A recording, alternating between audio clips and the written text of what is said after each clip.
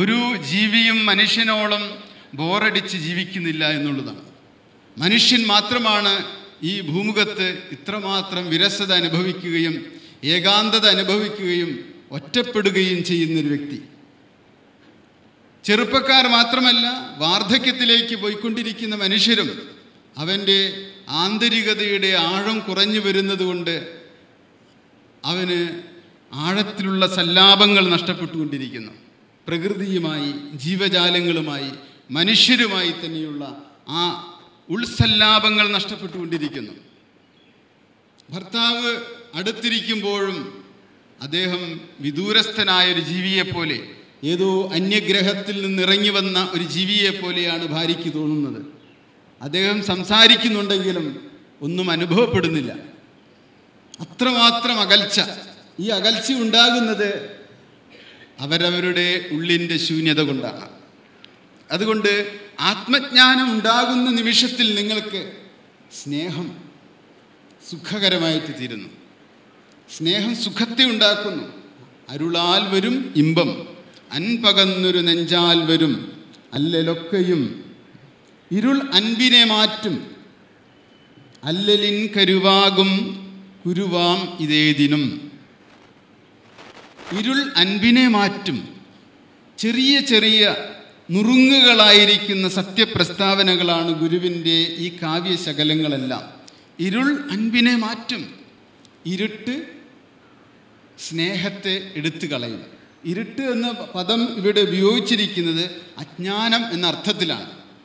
അജ്ഞാനം നിങ്ങളുടെ ഉള്ളിൽ ഉണ്ടാകുമ്പോൾ അത് സ്നേഹിക്കാനുള്ള ആ പ്രവണതയെ തന്നെ നശിപ്പിച്ചു കളയും. സ്നേഹത്തിന് പകരം കലഹത്തെ സൃഷ്ടിക്കും ഇരുൾ സാത്താനിക്കാണ്.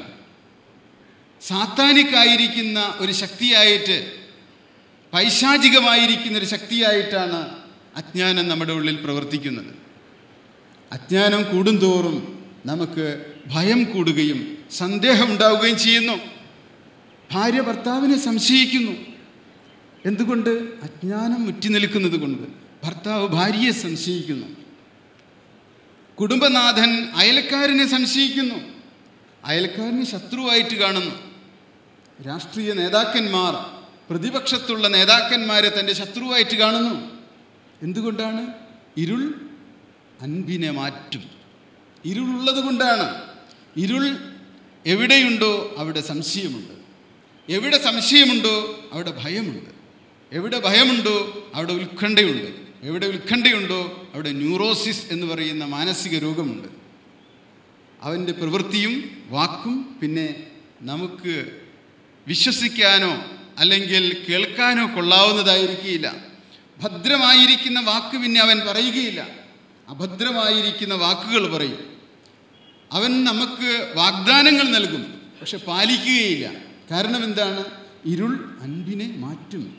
ഇരുളുള്ള വ്യക്തികൾ ലോകത്തിന് കൊടുക്കുന്ന പ്രതീക്ഷാവചനങ്ങളെല്ലാം വെറും ശൂന്യങ്ങളാണെന്നറിയണം.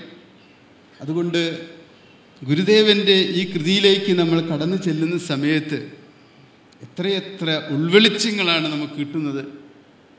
ജീവിക്കാനുള്ള പ്രാപ്തിയാണ് നമുക്ക് കൈവരുന്നത്.